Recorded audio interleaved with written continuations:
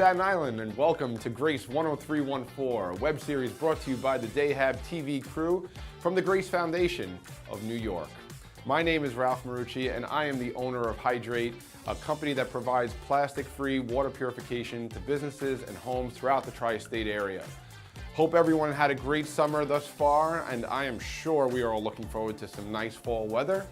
It is great to be here at the Grace Foundation of New York and getting a tour of the campus here at Seaview. Of course, meeting the infamous Hab Crew. What a group. We have plenty to get to, but real quick, here's a little bit about me. I was born and raised in Brooklyn. That's across the Verrazano Bridge, for those of you who know it. Went to PS 193 for elementary school, also known as the Gil Hodges School, who is now in the Hall of Fame. Woohoo! Very proud of that. I went to IS 240 in the gifted program and then transitioned to Xavier out in Manhattan, which was a heck of a commute to take every day. Much shorter than that was college, actually. I walked to Brooklyn College, where I actually met my wife and my work wife, also known as my business partner. When it comes to work, I have been doing this since college, actually. I did not go to school for hydrology. It wasn't what I majored in.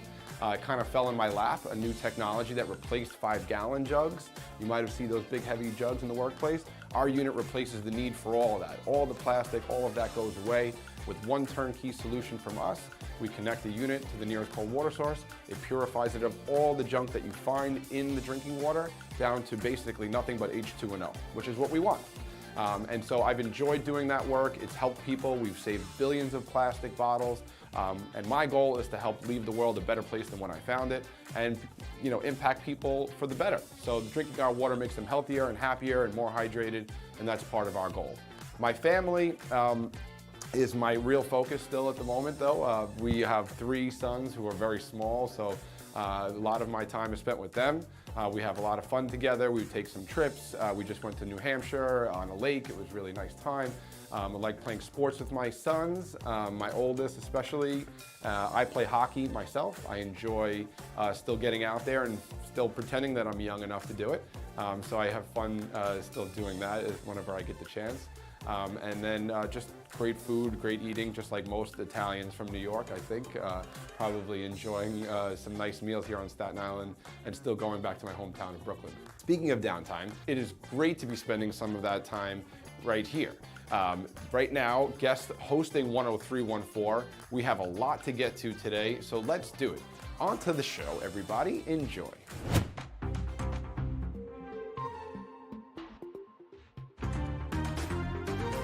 Hello, my name is Nico. Ralph, thanks for stopping by the Grace Foundation today. It's a pleasure to be here, Nico, and might I add, my firstborn son, I named him Nico, so I love your name. I have to just put that out there. And thanks so much for having me. My pleasure, man. Yeah. So, let's start with, why water? Why water? That's a great question. That's not what I went to college for, if you can believe it. It was something that kind of fell in my lap technologically right out of college. It was a way to replace 5-gallon jugs and single-use plastic bottles with a technology that connects to the cold water source. We love to do water because we provide the healthiest, cleanest water, where we take our normal tap and purify it down to nothing but H2O, which is all our body really wants. And so I love water because it helps people, it helps the planet, it makes us healthier and happier, and that's part of my goal, is to help people and leave the place a little better than when I found it. How did you and why did you get into drinking water so much? Well, so like I said, it kind of something that fell in my lap, but I got into it because I saw the impact that it was making. It was helping each business and each home that we went into get rid of the single-use plastic bottles or the big 5-gallon jugs, which are very harmful and wasteful both to us and the environment. So the technology that we have purifies that water, and so I really enjoy the impact that it has on people, and we're getting great feedback, so it encourages me to keep going. They say New York City has the best tap water. Why is your water for us? Yeah, that's a great point. It's often been contrived that New York has the best tap water. It's actually not true. It used to have the greatest tap water. At our reservoir in the Adirondacks, the water is fabulous, you're right. However, 200 miles of really old pipe can give a lot of gunk to that water. So what we want to do is take that gunk out of the water, right? So the chairman of the EPA, who says our water is clean to drink, says you should do something at the end of the pipe. So that's what we're doing. We're connecting a unit to the end of the pipe, And our filters, which are 5 different commercial-sized filters, take out everything that is known to be found in our New York City tap water that could be harmful to our bodies, like lead, mercury, arsenic, any type of heavy metals or bacteria are also removed. So you're getting just H2O in your cup and some good minerals like calcium, potassium, and magnesium, which is all we really want. So that's why we're doing what we're doing, and that's how we make the water much better than from when it started to when it ends in your cup. We ask everyone to tell us a fun fact that many people don't know about you. Tell us something fun. Fun fact about me, well, I love to play sports. I like to play hockey still. At my old age of 37, I still play. So fun fact about me is I still like to act like a kid, so I have 3 little sons that keep me that way. Going to their sports events too, it also helps bring out the kid in me. So fun fact is I still like to act like a kid, even in my old age. Can you tell us about the environmental impact the bottled water industry has and why your company is different and changing the footprint? Yeah, I really appreciate that. So plastic bottle has 19,000 chemicals inside of it. And anytime water is packaged inside of a substance like plastic, it's going to absorb that, which means that we're drinking not only the chemicals but also the plastics. Really? Yeah, so we take in about a credit card's worth of plastic every week from drinking bottled water. Right. Our unit, what we're trying to do is pair a refill station with a refill bottle that doesn't have any plastic in it on either side. So we're drinking cleaner, healthier water. Moreover, those bottles usually end up in a landfill or the ocean. Right. And then if the fish eat it and we eat the fish, we're eating the plastic. Right. So the impact is tremendous, not to mention the carbon footprint that we're cutting down from the trucks and the deliveries and the manufacturing of the plastic itself. So the impact is great, and our goal is to save our area about 5 billion of those bottles in the next 10 years. Oh, wow, that's good. Yeah, we're working hard. Okay, that's good. We appreciate the Grace Foundation's help too, because you guys actually have Hyrd8 here, and Right, you're not yeah. doing plastic, so Right. you guys are doing your part. That's So good. thank you, Grace, and your foundation named aptly after Thank you. you. Thank you. Like I said, there's a lot to get to today. Don't go away. A quick commercial is up.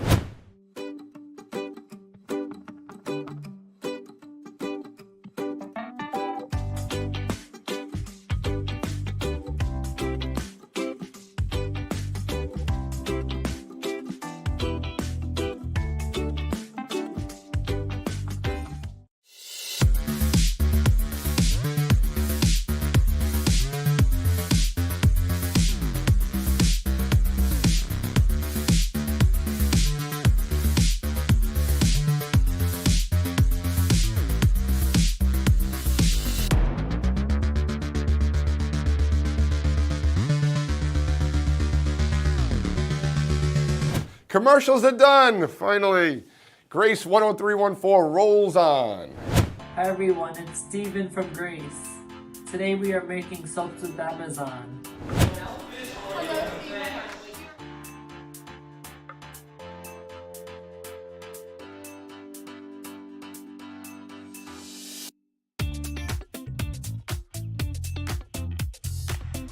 Amazon prides itself for giving, and so this was our month for global month for volunteering from August and September. So we really wanted to get together, and we generally have off-site meetings, but we wanted to build some meaning into it. So we came together as a group. So this is our team that covers all the sites between New York and Connecticut, and this is great. It's a team building for us as much as it is volunteering. So we really believe in giving back to the community, and so this is where we wanted to do it.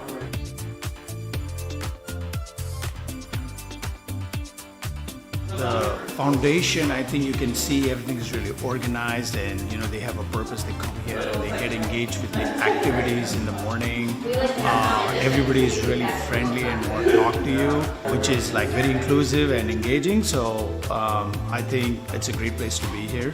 Supporting the children in their journey to spend their lives in a good way. So we were looking to do this volunteering opportunity, and so I think this came out to be a really good fit for us. What is financing? What is finance? So we make sure that we're not spending too much money. at the building. And we're making sure that all of the packages that we say we're gonna ship actually get shipped out of the building so they can make it to your house. Wow, oh, that's cool. How many packages do you make for the day? A lot. A lot? More than you think. We probably do like what, 4.5 million a week? Yeah. As a site? Per site. I think for me it's the people. As much as it is numbers focused, we do get to work hand in hand with our operations team and members of the community in our buildings as well. And doing things like this just kind of brings it all together, and I think that's just my favorite part, is that I get to work hand in hand with people every day, as well as crunching the numbers, because that's all important. We love Grace! We love Grace! We love Grace!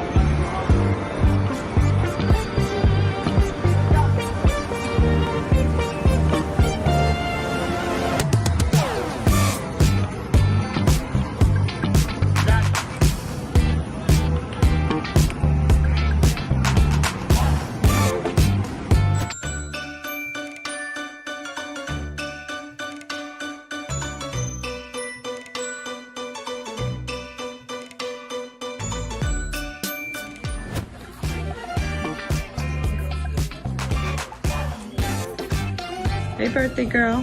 Hey, Miss Carol.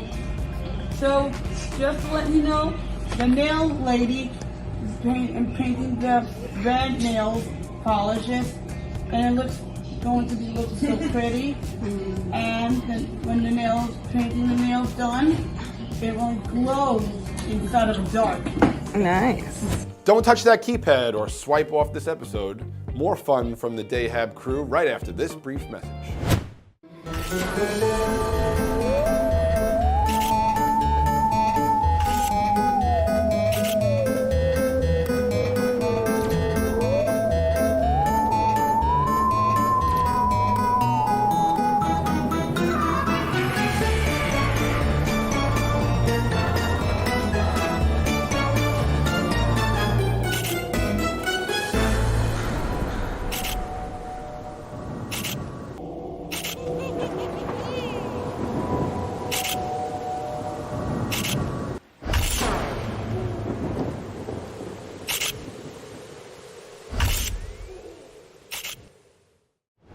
All right, that's it for the commercials for now. Let's keep the show rolling.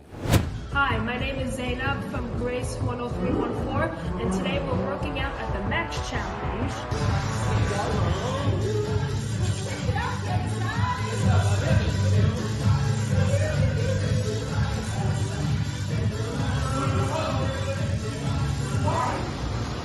Like that, buddy. Hey. No, that's nice. No, that's nice. You're doing great. Good job. No, that's nice. Everyone sounds alike? Down to the hole? Yeah, that's you're exercising now, right? Nah, that's like, yeah, man, that's all like your head. You never want to dance it easy. Yeah. Like that. Yeah. Yeah. Maybe your weights are too light. You want to have your weights? Have your weights. There you go, guys. Put that work in.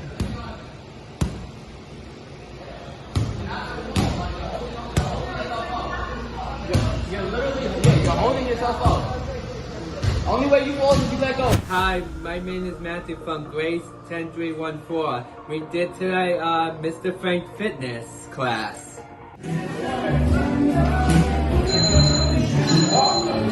One more lap, guys. One more lap. One more lap.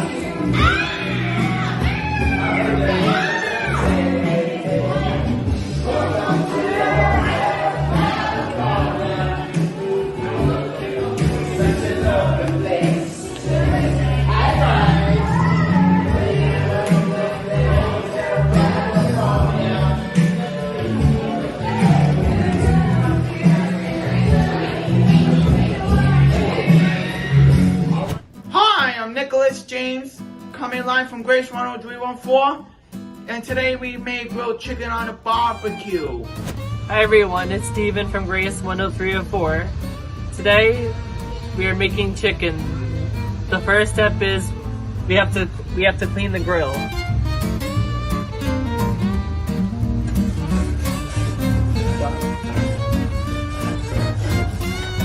Hi, I'm Sarah from Grace 10314, and today we are seasoning chicken!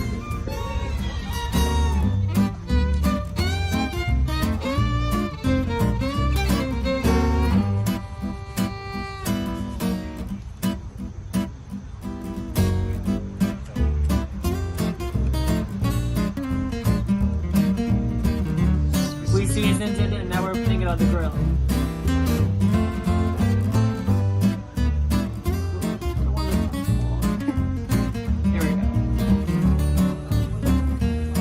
Good job, bud. Like I said, there's a lot to get to today. Don't go away. A quick commercial is up. February, March, April, and May. June, July, August, September, October, November, December. There are 12 months in the year. 12 months in the year. 12, 12, 12, 12 months in the year. January, February, March, April, and May. June, July, August, September, October, November, December. There are 12 months in the year. 12 months in the year. 12, 12, 12, 12 months in the year. January, February, March, April, and May. June, July.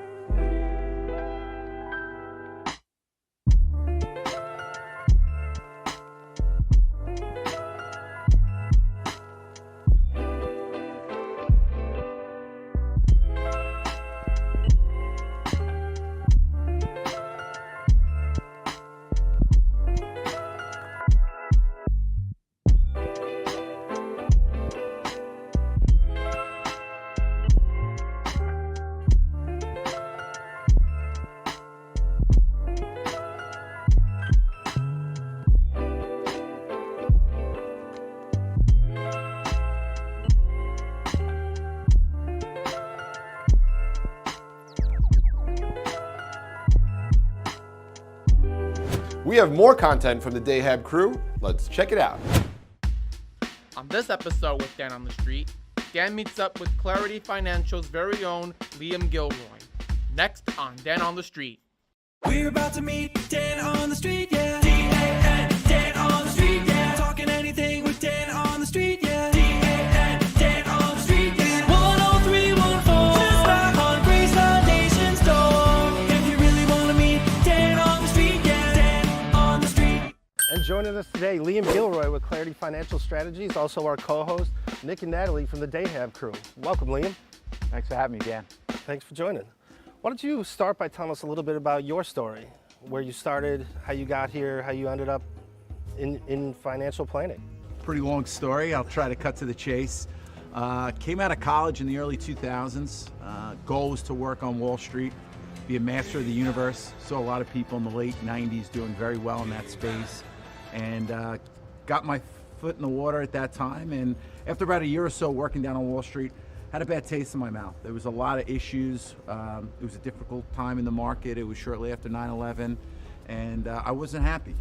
Took a step back, debriefed a little bit, and I was working nights and working weekends in the restaurant space, bartending, waitering, and trying to feel my way professionally. And luck has it that a childhood friend here from Staten Island came in one night and talked about what he was doing in the financial planning career and thought I might be good at it. Shortly after that, I was interviewing in this space, and it all kind of took off from there. So you're a financial planner, okay. How can you make me independently wealthy in the future? I bet you hear that often. What do you say to people when they ask that? You know, it could be a very complicated question, but I think simple is usually the best and the most efficient. It really comes down to making sure you don't spend what you don't have. So ultimately, we all have our own personal balance sheet. We need to be aware of it. Working with an advisor sometimes allows you to quantify that. So every day, every week, every month, we all earn a wage when we're out there working. Making sure a percentage of that wage goes into savings for the mid and long term. So ultimately, it comes down to making sure you save. Work, family, community involvement. How and when do you finish time for yourself? Do you find time for yourself, and what do you like to do in that time? Two parts to that. First part is to keep a very tight schedule. Be organized. Every morning, I'm looking at my calendar, seeing what I have for that day. Every Monday, I'm seeing what I have for that week. And I try to stick to that calendar as best as possible. That's been very important to being able to balance work life. The other part is to do what you like to do, you know, to combine both your work and play. So a lot of times I'll go out to an event and I'll bring my family with me because I enjoy spending time with them. That's something that I'd have to say is the best thing for me, is spending time with my family. Outside of that, I love spending time with friends, and I love to be active. Swim, play basketball, be outside. That's some of the things I enjoy doing. You were a college athlete, weren't you? Yes, I was, Dan. Yeah. Where about? I went to West Virginia University. And you were on the swim team? I was fortunate enough to swim at WVU. Yes. Very cool. Now, do you think that being a college athlete was able to help structure that time in the day that you talk about? Absolutely. Without that discipline that I learned growing up here on Staten Island and going out to Morgantown, I think I'd struggle being in business for myself and learn how to have that discipline, that day in, day out schedule that you have to keep. We are slowly coming out of the pandemic, and now we are seeing rising prices in gas and grocery stores. Some people don't have money left to save. Is there a formula that we should use? You know, there are people going to have to make some tough choices, but ultimately, you need to make sure that you have a certain amount of your living expenses on a monthly basis always tucked away that you're never going to spend. You need to be aware of what your monthly budget is. I think that's an important. As your monthly expenses go up, you need to evaluate that. You should always keep at least 3 to 6 months of whatever your monthly expenses are tucked away in someplace safe that you have access to. If that number goes up, you're going to have to make some tough decisions and give up some of the things that you enjoy doing, unfortunately. What is the best advice you have received from family or peers that you can pass on to others? Always be clear on where the real opportunity is and go after it. My father once said, when you wake up in the morning, look to see where the money's going and try to follow after it. And that's something that has been helpful to think about and listen to, and some advice that's been valuable to me over my career. Well, great. Thank you very much for joining us today, Liam. That about wraps it up for us. Liam Gilroy, Clarity Financial Strategies, from the Hab Crew. Nick and Natalie, I'm Dan on the Street.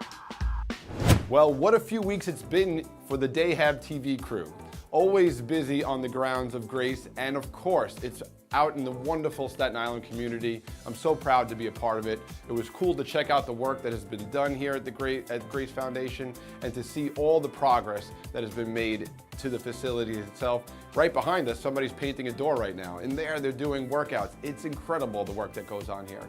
Once again, I am Ralph Marucci, and remember, stay hydrated, and when you do, contact us at Hyrd8 with an 8, www.hyrd8.us. Thanks for watching Grace 10314, everyone, and remember to subscribe to the Grace Foundation of New York YouTube channel, and stay tuned for Dan on the Streets episodes. Take care, Staten Island, and hope to see you all soon.